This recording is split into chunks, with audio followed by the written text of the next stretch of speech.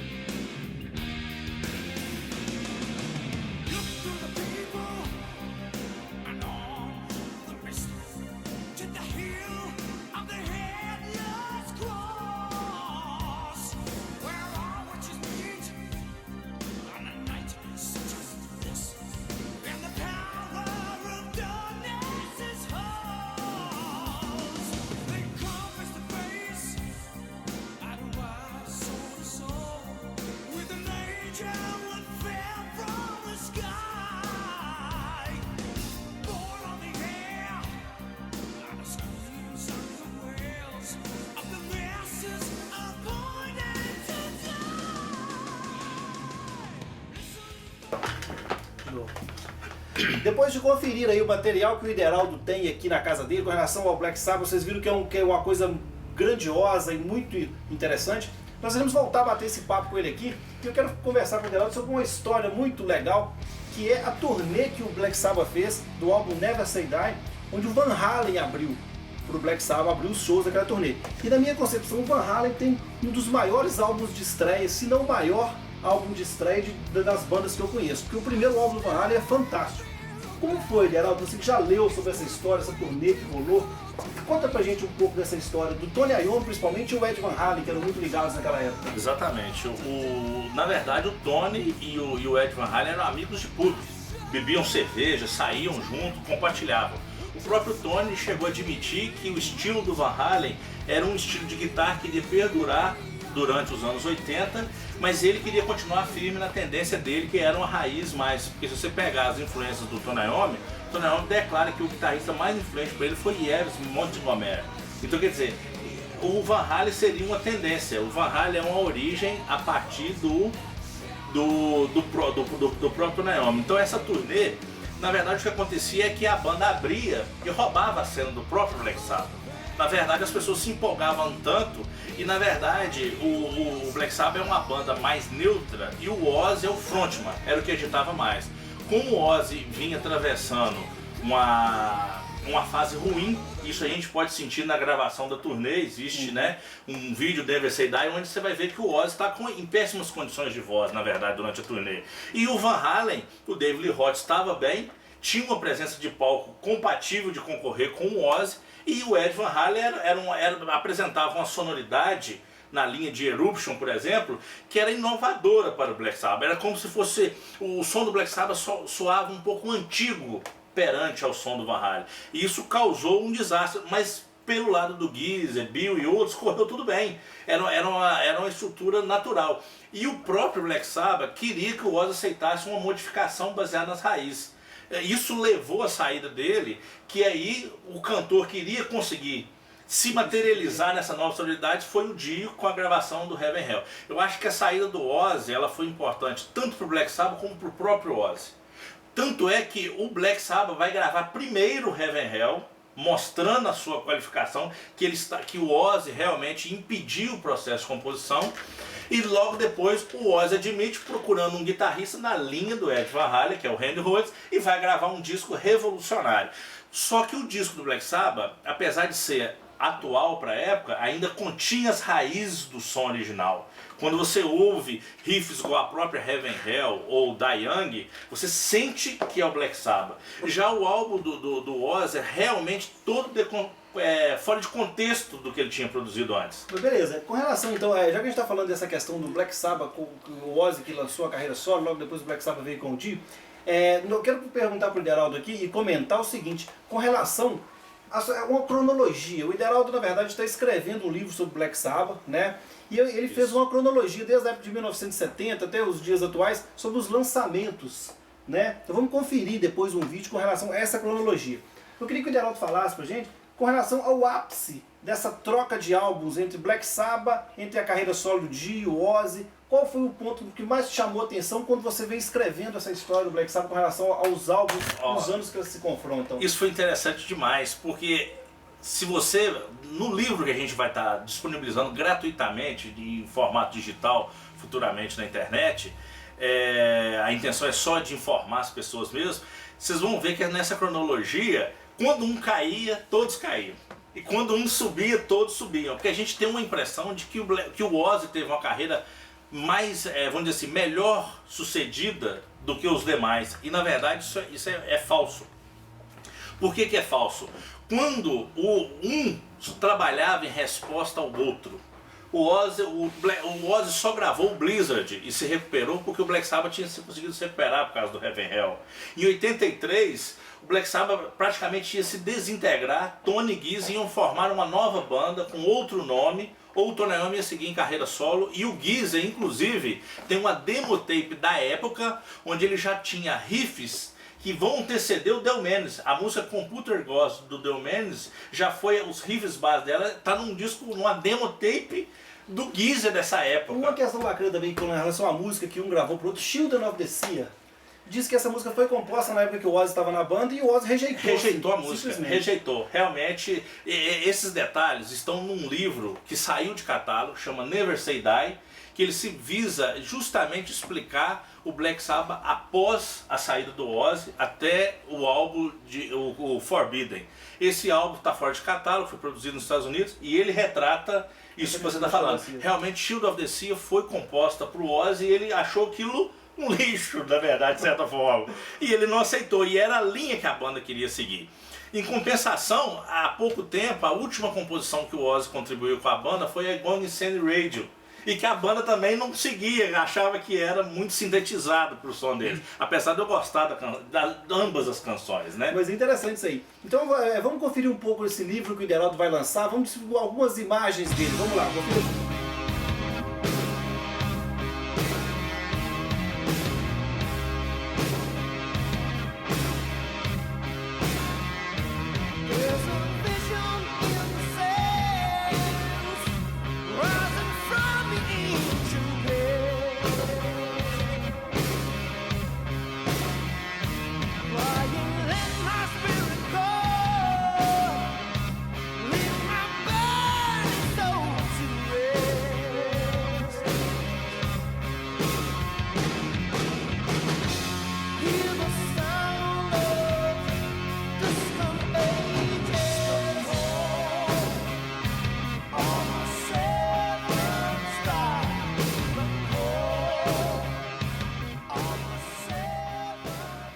Você que conferiu então essas questões com relação ao livro que o Ideraldo está lançando, principalmente essa cronologia dos anos aí que me chamou muito a atenção, eu gostaria de voltar a falar sobre esse livro, principalmente o período de 1983, eu acho que ele chamou bastante atenção com relação a essa cronologia, onde as bandas aí se confrontaram com os álbuns, né, Ideraldo? Não, sem dúvida.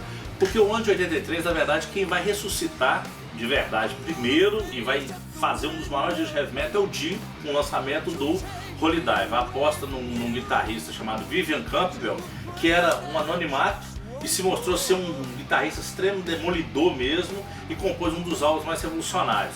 Na sequência, a Sharon começa a empresariar o Ozzy de forma mais bruta e Você pode conferir isso num vídeo que foi lançado recentemente pelo filho dele, o God Bless Ozzy, né? Que é o novo agora, que foi lançado o documentário, onde a Cher fala que ela conseguiu um patrocínio de fachada pro Ozzy. Na verdade, o Ozzy ia ser dispensado na sequência, estava com uma crise ruim, encontraram, nas audições, encontraram o Jack Lee e a canção, não é nem o álbum, a canção Back the Moon ressuscitou ele. A Sharon, vendo o sucesso que o Michael Jackson vinha fazendo, artistas pop, redirecionou a carreira dele para outra linha e devido ao apelo publicitário, onde até brinquedos do Ozzy foram lançados, ressuscitou a carreira dele. E como era de se esperar, o Black Sabbath se sentiu encurralado, tendo que se mostrar. E você pode observar que a tensão do Tony Iommi era muito grande, porque essa violência interna dele foi condensada na forma de vinil, na forma do Born Again, que é o álbum mais monstruoso que o Black Sabbath vai gravar. E ele teve a grande sorte de colocar o Ian Gillan, né, que é com vários vocais. Então foi um momento chave, porque na verdade as dificuldades de ambos os lados o colocaram as três bandas. Já outro fato interessante é que o Dio levava uma carreira mediana, o Ozzy vivia de títulos do passado, gravando o fraco No Rest for the Wicked e na sequência lançando um EP gravado em Moscou do Just Say Ozzy. Mas tinha um ponto-chave, ele tinha o Geezer Butler. E na verdade, o Black Sabbath, o Tony Iommi, mas o Geezer consegue convencer o Dio a voltar e gravar o estupendo The Humanities. E o Ozzy estava com o No More Tears, que era um bom álbum, mas eles vão bagunçar realmente hoje, com o passar dos anos, a gente vê que foi uma ideia destrutiva para destruir aquela formação da época. Aquela formação da época, e o Ozzy conseguiu. Tanto é que logo em seguida ele lança o Osmose, e aí sim o Dio vai lançar o seu pior disco, que é o Angry Machines, mostrando uma frustração, e o Ozzy vai bem, o Dio vai mal, e o Black Sabbath, de certa forma, vai mais ou menos com o Forbidden. Então é uma polêmica. E os três praticamente desandam nesse período.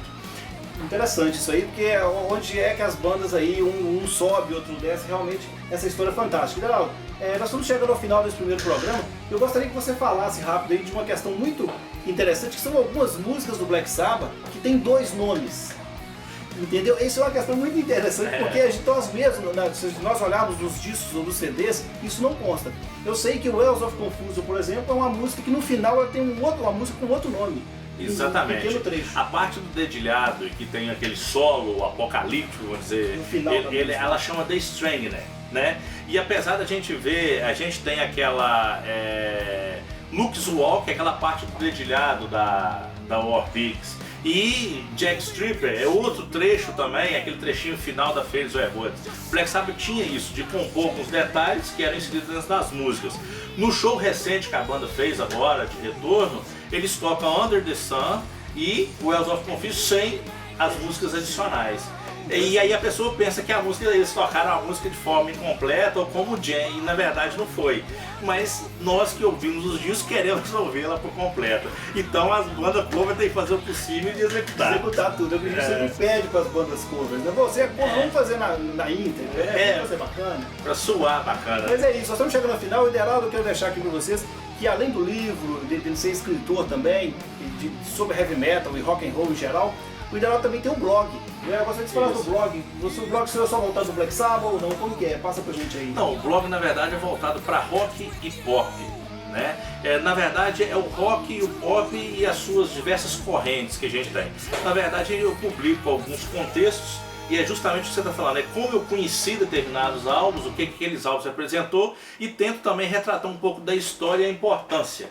E alguns álbuns eu relaciono também as características das músicas, mostrando outra hora falando da técnica, outra hora da letra, outra hora do momento que o álbum foi lançado. E lá você vai encontrar desde bandas como Black Sabbath, mas vamos ver músicas também como Dire Straits, até exemplos do rock nacional. Então bacana, então nosso programa está chegando ao final. E eu gostaria de agradecer o Ideraldo, só que esse papo está tão legal que nós vamos fazer um outro programa Heavy Metal Online, falando ainda sobre o Black Sabbath e ainda trocando mais ideias com o Ideraldo aqui, porque esse assunto está muito legal.